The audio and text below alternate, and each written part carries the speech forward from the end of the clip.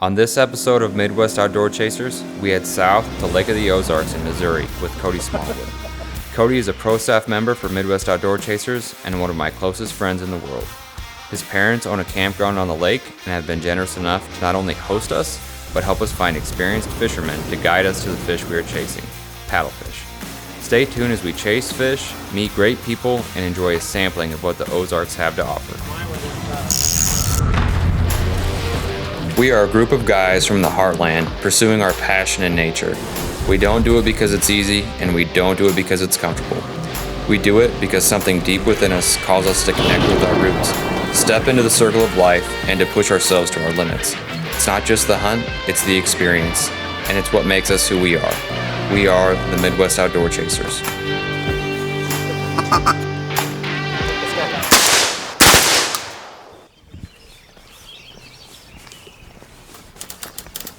Well, we're down here at Lake of the Ozarks. This morning we're gonna do some paddle fishing, probably do some crappie fishing this weekend, and just see how it goes. We've got a guide taking us this morning and maybe a few locals to take us tomorrow morning.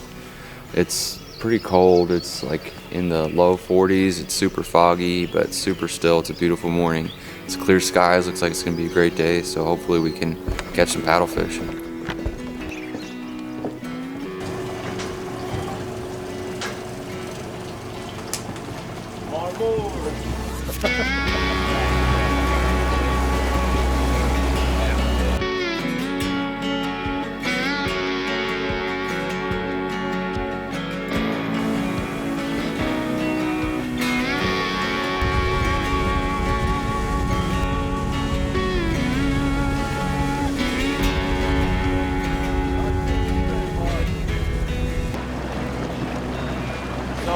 What's more popular, like the trolling or the casting and snagging? What's gotten a lot popular is the trolling with dipsy divers.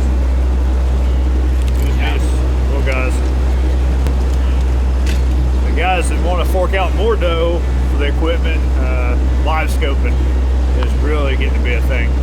You know, I'd say the next state record will probably be a live scope fish. Do you snag other fish? Quite often. Catfish is most popular. It's nothing to reel up. We probably got a catfish or a shad or something on there right now, probably. Really? It's a good idea to reel them up and check your lines every so often. If you're not watching, you don't see something hit, and you're just dragging it. It can also cause your line to twist. And braided line, after it twists so much, it just breaks. So it kind of depends on where you hook them at too, right? Yeah, you tail hook them, they pretty much got you. You don't have them. They typically will run a little burst. They got a real good burst of energy when they hit the hooks. And the fight will last a little while, and then you end up usually just dragging them in. But most of the time, if they hit the surface, that's when they start getting rambunctious again.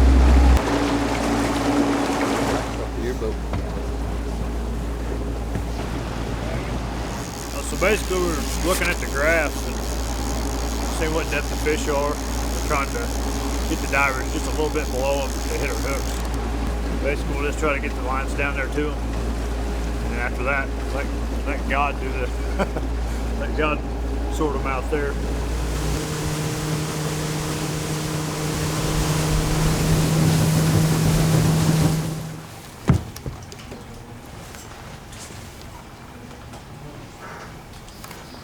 That'll be good.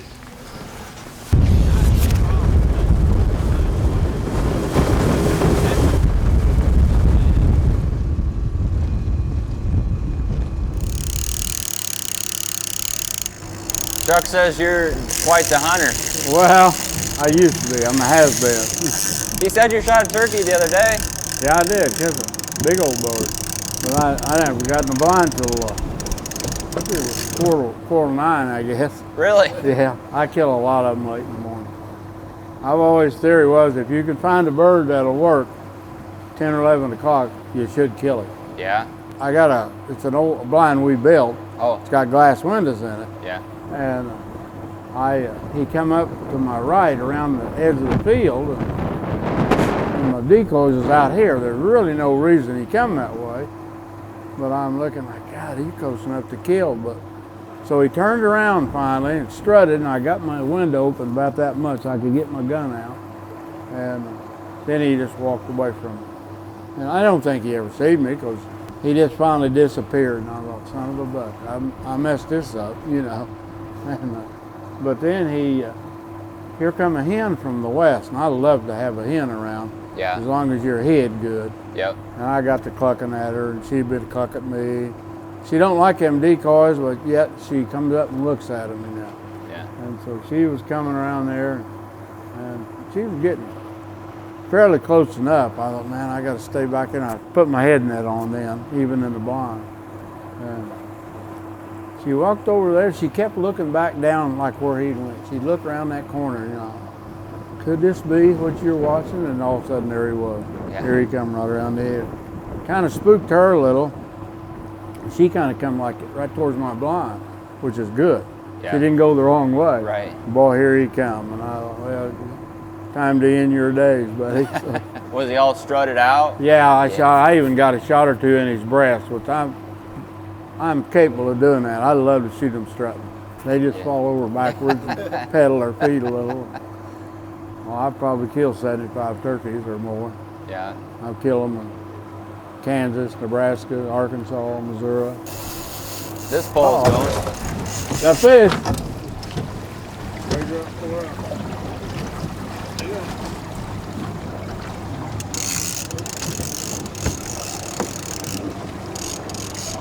That's easy. Well, Chuck, when you caught yours, wasn't it? We went a little further than we got mine within about 100 yards.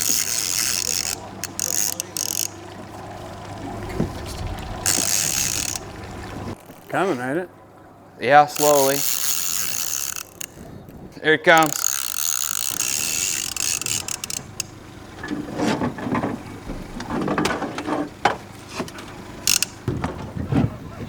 Nice. We did it!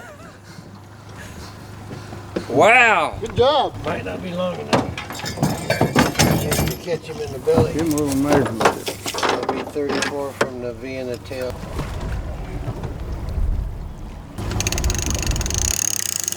You're about right, I think.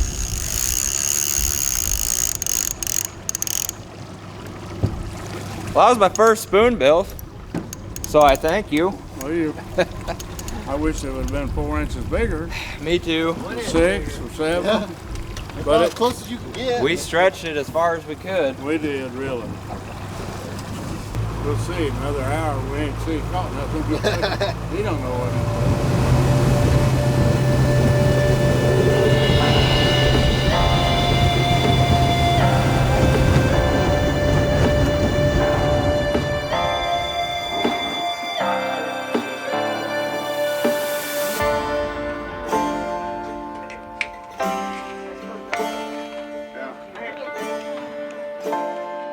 Well, it's been a long day of fishing here, Lake of the Ozarks.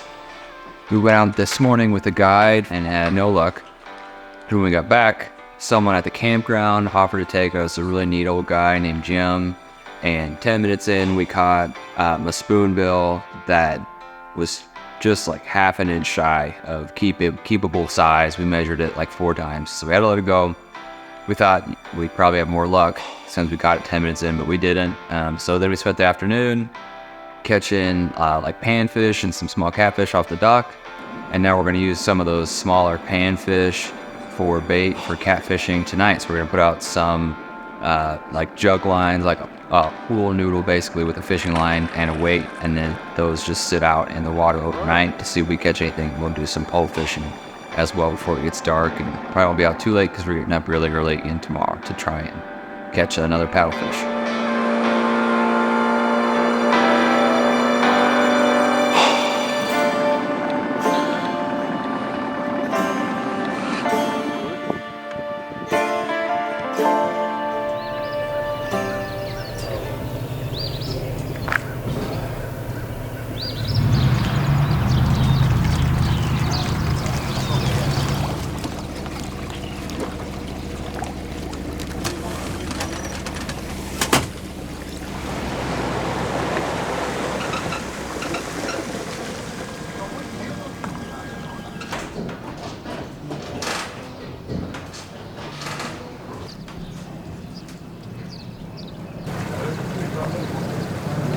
Stay right there.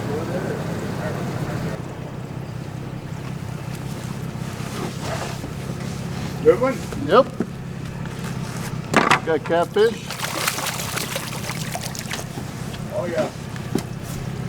Little catfish.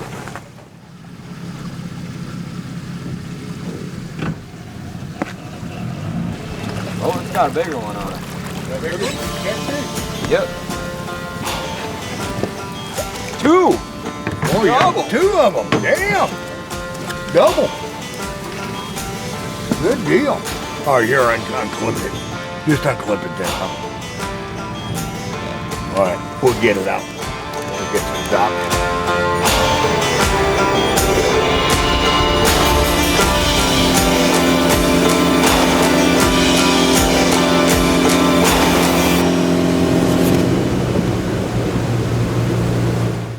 There you go. Jeff's boat is equipped with a live scope system, which gives us an eye into the water. Using this system, we can see paddlefish under the water around the boat, and we're able to tell exactly how deep they are and what distance they are from the boat. It takes the guesswork out of fishing, mostly. It is almost more frustrating being able to see the fish we are after, casting at them, and missing them by mere inches. Even with that being the case, it's an addictive kind of fun to be able to see so much of what goes on below the surface. I seen him hit that fish roll, buddy. I seen he had it. Oh yeah, he's a big one. Yeah, he's a monster. I don't want to grab the hook.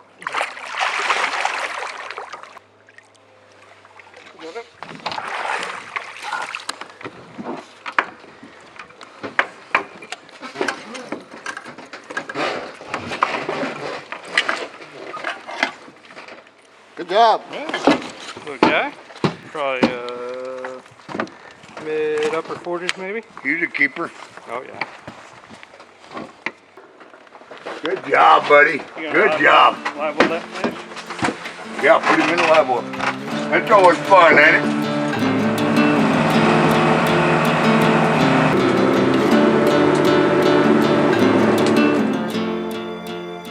Well, we've had a great weekend down here at Lake of the Ozarks. We've been on several different boats. It's been chilly.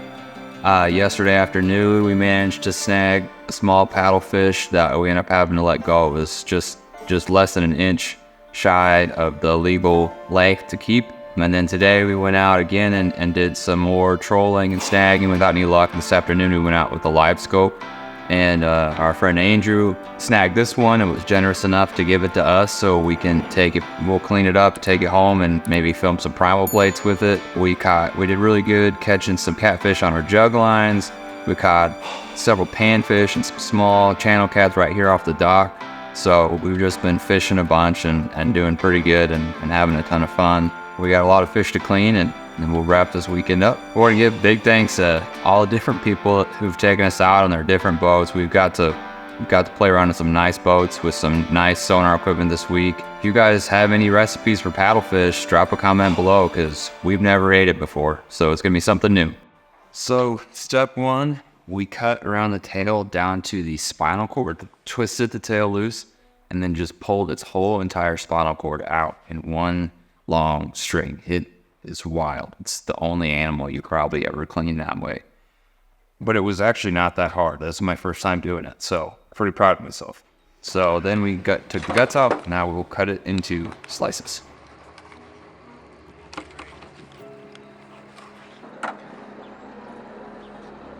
Chasing these alien-like creatures is a humbling experience.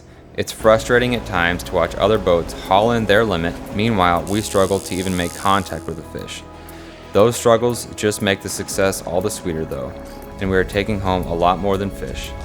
The memories of fish caught and conversations had will be satisfying us long after the freezer is empty, and I have no doubt they will beckon us back next paddlefish season.